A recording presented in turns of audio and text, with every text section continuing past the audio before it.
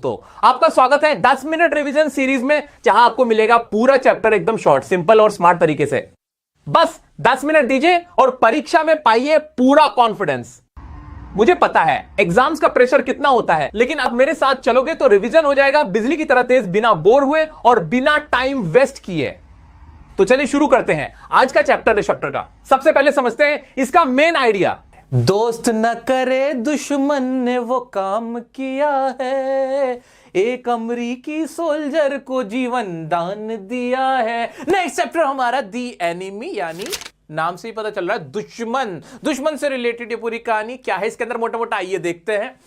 Doctor Sadao is a Japanese doctor, lives with his wife Hana. एक जापानी doctor है जिनका नाम है डॉक्टर सदाओ, अपनी बीवी हाना। बड़ी प्यारी इनकी लव मैरिज थी, ये आपस में शादी कर लेते हैं और ये बड़े बड़े सुकून से अपना जीवन यापन कर रहे हैं। ड्यूरिंग वर्ल्ड वॉर टू के दौरान met an injured American soldier. इन्हें एक इंजर्ड अमेरिकी सोल्जर मिलता है जिसके गोली लगी होती है और वो बेहोश हुआ होता है। आ जाते हैं। ब्रॉट हिम होम, वो इसे घर ले आते हैं। सर्वेंट्स लेफ्ट हिम अलोन, और जो नौकर होते हैं वो भी डर के चले जाते हैं, क्योंकि वर्ल्ड वॉर टू के अंदर अमेरिका और जापान की खतरनाक लड़ाई थी। क्या बताना पड़ेगा, 12th क्लास में आप लोग, आपको पता होगा, आपने पढ़ा होगा कि वर्ल्ड वॉर टू के अंदर जो जापान के ऊपर अमेरिका ने क्या गिराए थे, याद है ना, एटम बम गिराए थे।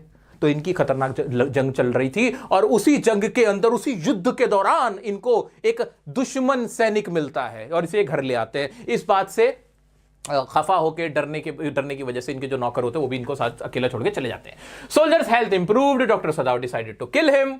भाई सोल्जर की जो हेल्थ होती है वो ऑपरेशन करते हैं, वो ठीक होने लगता है और उसके बाद वो बिल्कुल इंप्रूव होके फिर वो जाने लगता है। लेकिन इनको लगता है कि नहीं, इसको मार देने में भलाई है वरना हमारे लिए नुकसान हो जाएगा। तो डॉक्टर सदाओ ना क्या उसको मारने का प्लान करते हैं। He arranged assassins changed his mind letter.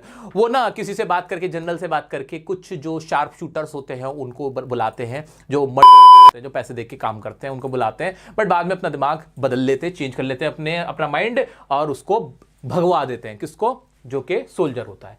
Helped him escape, realized human life was valuable। और उन्हें तब एहसास होता है कि जो इंसानी जिंदगी है वो सबसे ऊपर है। इंसान पहले इंसान है, बाद में वो जापानी है, बाद में वो अमेरिकी है, बाद में वो भारतीय है। पहले, सबसे पहले तुम, मैं, हम इंसान हैं, उसके बाद धर्म, जाति, देश आता है।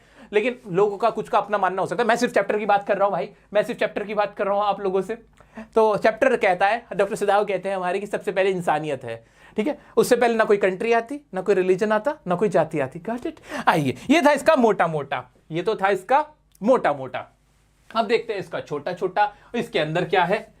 The enemy is a tale by Pearl Sydenstricker Buck about a Japanese doctor named Sadao. ये एक टेल है, ये कहानी है किसकी? डॉक्टर सदाओ की। He travel to America to study and met a fellow Japanese student named हाना।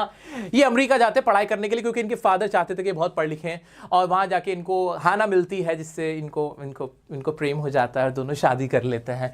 उसके बाद ये जापान इनको वापस ले आते हैं वर्ल्ड वॉर टू के दौरान। वहां वर्ल्ड वॉर टू छिड़ जाती है। तो all doctors were required to serve in the Japanese army. सभी डॉक्टर्स को जापानी आर्मी में बुला लिया गया था, क्योंकि जब भी कोई इंजर्ड होता था आर्मी के अंदर तो वो उसका इलाज कर सके, ट्रीटमेंट कर सके। तो all doctors were required to serve जापानी army, but Sadao was allowed to stay behind.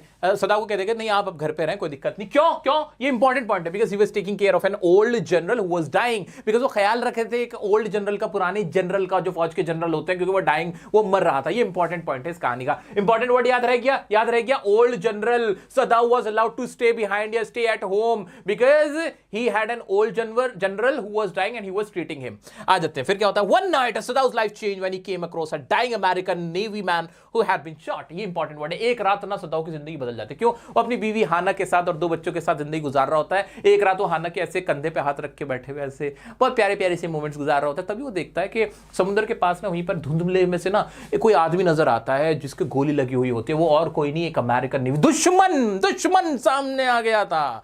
उसको देखने के बाद ना, पता है हाना क्या कहती है? हाना कहती है मेरे पास एक आइडिया, हम क्या करें, हम ना इसको वापस में समुद्र में फेंक देते हैं। तो उस पर सदाओ कहते हैं अच्छा तुम मेरे साथ फेंकवाओगे इसको? नहीं, आप अकेले करें। तो कहते हैं अगर तुम नहीं कर सकती तो मैं भी नहीं कर सकता अकेले। क्योंकि डॉक्टर सदाओ के दिल में शुरू से ही एज अ डॉक्टर, बिकॉज उनका काम ही होता था डॉक्टर का लोगों की जान बचाना, वो किसी को मारना नहीं चाहते थे, है ना। तो फिर वो क्या करते हैं, उसको वापस अपने घर में ले आते हैं। किसको? वो जो इंजर्ड वॉन्डेड अमेरिकन सोल्जर था। देखते हैं। Despite his initial reluctance, Sadao chose to provide medical aid to the young soldier from the enemy.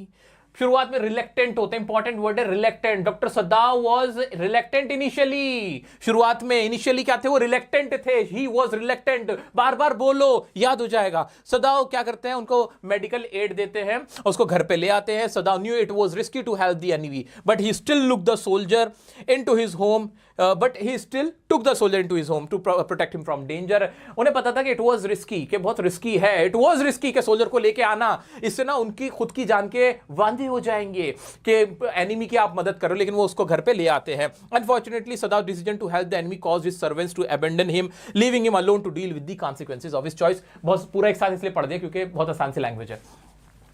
शुरू अनफॉर्चुनेटली क्या होता है, सुदाव जो घर पे ले आते हैं ना, तो जो उनके नौकर होता है, अब क्या होता है, वो गंदा संदा होता है, उसकी ब्लीडिंग हो रखी होती है। डॉक्टर सुदाव को उसको साफ करना होता है, पेशेंट को क्लीन करना होता है। वो जो अमेरिकन सोल्जर होता है, इंजर्ड अमेरिकन सोल्जर, वो नौकर को बुलाते हैं कि तुम साफ करा दो। नौकर को पता चलता है हमसे ये काम करवा रहे हैं, दुश्मन को की जिंदगी बचवा रहे हैं, तो जो ना उनको अकेले छोड़ के भाग जाते हैं, नौकर भी उनके भाग जाते हैं। उनकी वाइफ बेचारी, उसने कभी ऑपरेशन ऐसे देखा नहीं था, उसको उल्टियां लग जाती हैं खून देखने के बाद, जब वो उसका ऑपरेशन करते हैं, उसकी गोली निकाल रहे होते हैं, बिल्कुल मरने के कगार पे होता है बेचारा वो 17 साल का नौजवान अमेरिकन सोल्जर। ठीक है, तो ये सारा कुछ वो झेलते हैं।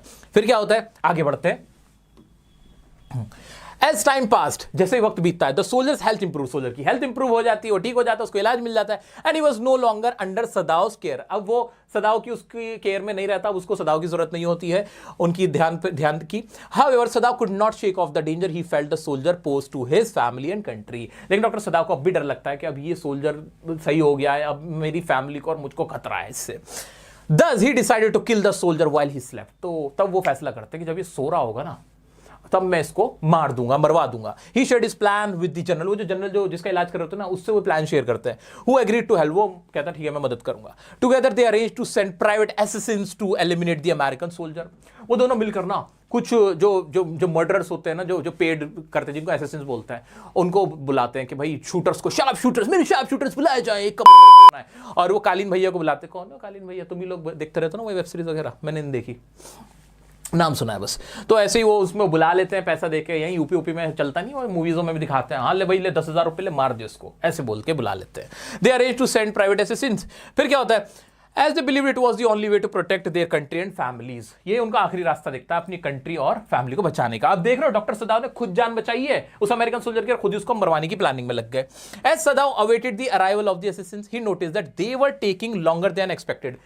लेकिन जब समय आता है तो उन्हें लगता है कि अब ज्यादा टाइम ले रहे हैं, assassins को क्या लग रहा है, they are taking longer time, वो आए नहीं थे समय पे। However, during this time, इस दौरान Sadav's humanity began to show, सदाव के अंदर का ना इंसान जाग जाता है, ये मैं क्या कर रहा हूं, मैं तो इंसान हूं, और इंसान का धर्म होता है इंसान को बचाना। इस दुनिया का सबसे बड़ा धर्म कौन, इंसानियत।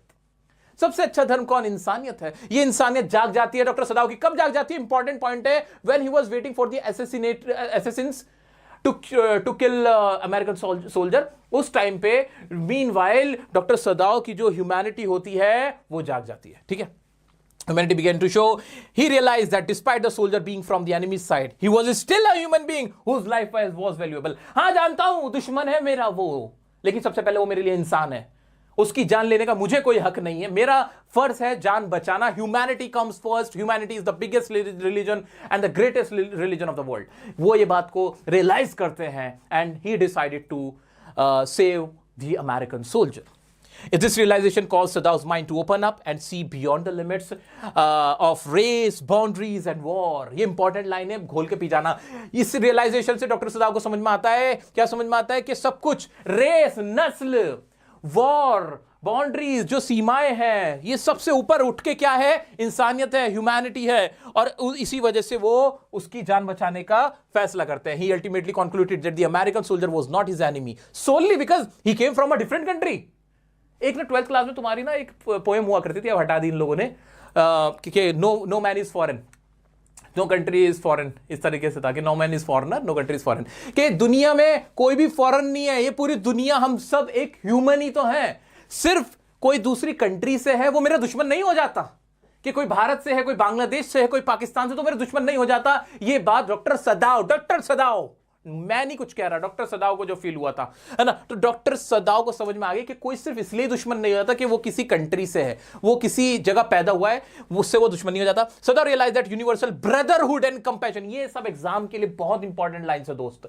तुम लोग ना इस पे झगड़ा मत करना, मैं जानता हूं बच्चे ना बहुत डिस्कशन करते हैं, इन सब चीजों पे झगड़ा मत करना कि वो क्या था, ये बात सही है कि गलत है, ये सिर्फ डॉक्टर सदाव ने सोचा था उस वक्त, एग्जाम में आए ऐसे ही लिख डालना, ठीक है, बस इतना टेंशन मत लेना। आ जाओ।